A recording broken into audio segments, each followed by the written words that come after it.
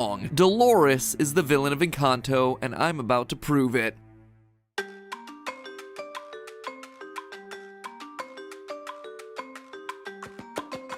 Hello Internet, welcome to Film Theory, where I'm doing this video to justify the hundreds of hours of my life I've spent watching Encanto. That's not even an exaggeration. Encanto is my 3-year-old Ollie's first ever movie obsession. Excellent choice on his part, couldn't be prouder. But if you know how 3-year-olds work, you know that it means I've watched this thing so many times that I'm approaching the heat death of the universe. Everyone is his favorite character. Every song is his favorite song. And at this point I've had to explain the cracks in Casita so many times that the kid is well on his way to becoming a structural engineer. I don't quite have the heart to tell him that hugs won't repair drywall. We'll have to save that lesson until he turns 4. Obviously, I'm joking. Casita isn't made of drywall, but rather a combination of stone, bamboo, and clay in the traditional Latin American construction style called bajarec. You can actually see the bamboo structure here while Mirabel chases Bruno through the walls. That said, when Casita collapses, you don't actually see any of the bamboo, or really any of the interior structural components of the house. Instead, it's just a lot of stone and plaster. Where did the inside of this house go, Disney? Could it be Casita's magic? Could it be secret hidden lore? Could it be that I've watched this movie one too many times? Yes, definitely the last one. As you might have figured out, around watch 37, I started to notice some crazy details inside this thing to help keep me sane. Like here, where Tia Peppa covers the ears of a stuffed teddy bear while she's talking about he who shall not be named. Or here, where it looks like they gave Mirabel's father some hidden Mickey ears. Or how the closing song literally brings together every other song from the show while also giving me some strong Spring Awakening vibes. But the stars don't shine, they burn. All the things his mama wished. Of course, I'd be remiss if I didn't mention the fact that Luisa's Coliseum is filled with donkeys cheering her on. And of course, I have to get this rant off my chest, but when Mirabel climbs to the top of Bruno's room, what she's climbing on doesn't actually exist in the overhead shot. You can actually tell based on her angle relative to the door that she's supposedly facing. And don't even get me started on how there's nothing for her to anchor her swing from, and that her swing's momentum doesn't match the angle of her landing. You can tell that this was probably at one point a montage that was cut down to one final swing in the final release. Just saying, the Bruno's room scene really bothered me. But of everything in this movie, no character has quite as many interesting animation details as Dolores. Like here in We Don't Talk About Bruno, where the fish girl, the only non-family member in the lineup, gets replaced in the dancing with Dolores. So weird detail, right? Probably some leftover element from the production. But what's really interesting are Dolores' character details. Like here where she's forced to cover her ears when the fireworks start going off because of her super hearing. Or here where she claps using only 2 fingers because, again, doing more than that would hurt her ears. Or here where she casts an evil side eye to her cousin Isabella. Hold on, what? That sort of a passive-aggressive look isn't something that I would expect to see out of a sweet, unassuming character like Dolores. I mean, this is a character that a ton of people stand for being the unsung hero of the family. But then I did what I tend to do. I dug a bit deeper, and I really started to think about what we see and hear from Dolores throughout this movie. And bit by bit, the pieces started to add up. Dolores is actively working against the family. She is miserable. She is sick of getting passed over, and she's weaponizing Mirabel in order to sabotage the family and extinguish the miracle. Oh, I'm sorry. Is that an uncomfortable truth? Well, I just have one thing to say to that. Let's start off with some of the details I already mentioned about Dolores' gift. We're told in the opening song that because of her super gift of hearing, she... And it doesn't seem to be much of an exaggeration, as we see that she's able to hear conversations happening elsewhere in town, likely behind closed doors. Dolores, do we have a date?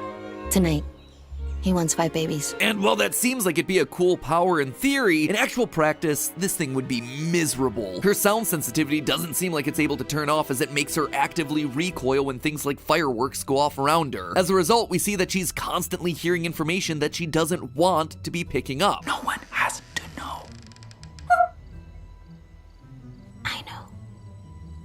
It's also something that scientifically would slowly be driving her insane. You see, the amygdala is this little group of neurons roughly in the center of the brain that helps us with emotional responses, specifically when processing fear responses. When she cowers because of those fireworks, boom! Big ol' shot of amygdala activity as her fight or flight response kicks in. Because those sorts of jarring sounds are important for a human's survival, they tend to jump the line, so to speak, when it comes to processing. It's actually believed that that's one of the reasons why the amygdala is in the center of the brain. It gives it close proximity to all the other important functions of the brain, again, to jumpstart our survival instinct. The thing is, because Dolores' hearing is so good, she would actually be inundated with these sorts of inputs all the time, experiencing a constant sensory overload. We're talking about someone who can literally hear an eye twitching from a completely different room of the house. The only one worried about the magic is you.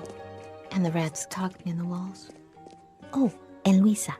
I heard her eye twitching all night. Her life spent hearing everything in the town and walls around her would be miserable. She'd barely be able to focus on anything or get a night's rest. But it's a blessing. It can't be that bad. These powers are meant to be a miracle, I hear you saying. And sure, some of the powers are admittedly really cool. But Dolores, Tia Peppa, and Bruno, well, they got the short end of the stick on that one. Healing with food, great. Super strength, awesome. Controlling the weather, fine, in theory. But having your own private rain cloud follow you around while you're in a bad mood, thereby making your bad mood even worse? Yeah, that's gonna suck. Clearly the face of someone feeling #blessed. And it's worth remembering Tia Peppa is Dolores' mom. Bad powers just seem to run on that side of the family, I guess. Bruno, meanwhile, got himself a gift that literally gets the entire town to hate him and has affected him mentally to such a degree that he feels like he must constantly perform superstitious luck rituals. That is not a blessing. Also, can we just talk about Bruno's room? The giant cliffside of stone, a room that was, again, bestowed upon him by the miracle. Yeah, that sucks too. Even the movie acknowledges this one. I left my tower, which was, a lot of stairs, and Dolores? Well, as we discussed, while everyone else is clapping and watching fireworks, she's waving her fingers around and covering her ears. When everyone else is peacefully eating dinner, she's forced to listen to her unrequited love talk about his proposal plans. Her life sucks. While Mirabel feels sad about not being special in her superpowered family, Dolores has it so much worse because she has power and end the family's magic. I don't know what is. Oh wait, I do know another motive for Dolores. In addition to, getting herself out of the immense sensory overload that she's constantly being subjected to, destroying the magic also might help with the whole unrequited love thing. In We Don't Talk About Bruno, we learned that Bruno's prediction for Dolores was that The man of my dreams Mariano would be just out of reach, betrothed to another. aka Isabella. It's likely that Dolores could want to destroy the family's magic in an effort to either A, derail Bruno's prediction, or B, sabotage the engagement with Isabella, thereby allowing Mariano to be free for her. I mean, we see how eager she is to scoop him up when he becomes a free agent at the end of the movie. Have you met Dolores? Okay, I'll take it from here. Goodbye. But working against the family to do it? It seems like a bit much, right? Wrong. Let's actually go back to the moment that I mentioned in the intro, her evil side eye to Isabella. Watch the scene. When asked whether there's a date for Mariano's proposal, we get this. Dolores, do we have a date? Tonight, he wants 5 babies. And pause. In this one look, we actually get a huge revelation about Dolores' motivations in this movie. She's not just sad about Mariano marrying someone else, she actively resents Isabella's relationship with him. In fact, the way I see it, she might have even made up the whole "he wants 5 kids" line in order to freak Isabella out, maybe even scare her away. It does seem to have quite the impact. And if you think, well, that's too sinister of a move for her, really it's not. From the opening moments of the movie, Dolores is established to be very self-serving. When the children of the town are harassing Mirabel about her gift, something that Mirabel is clearly uncomfortable admitting based on her whole song and dance trying to deflect away from their questions, Dolores just pops out and exposes her with nothing but a shrug. Later, when Mirabel's trying to hype Dolores up with Mariano, she literally just shoves her out of the way. And that's just the petty stuff. What about all the times that she actively goes out of her way to explicitly sabotage members of her family? Look at the information that she does and doesn't choose to withhold in the movie. At the proposal dinner, it's Dolores who decides to start the chain of events that makes the night into a mess. Despite knowing the chaos that it would cause, she actively passes on the information about Mirabel finding the vision the first opportunity that she gets. And instead of staying quiet, at the climax of the meal, she blurts it out. The man from Bruno's vision, she's in it, she's gonna destroy the magic, and now we're all doomed!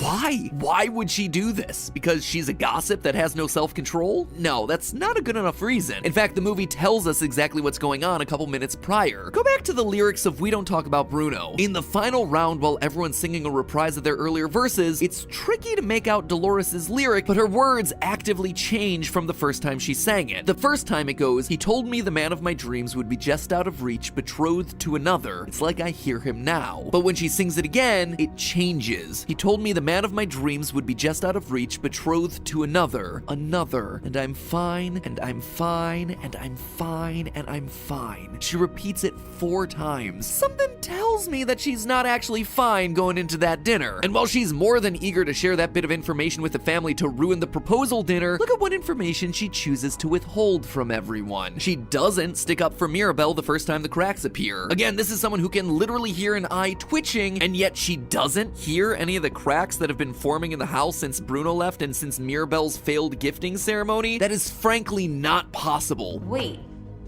have you been in here?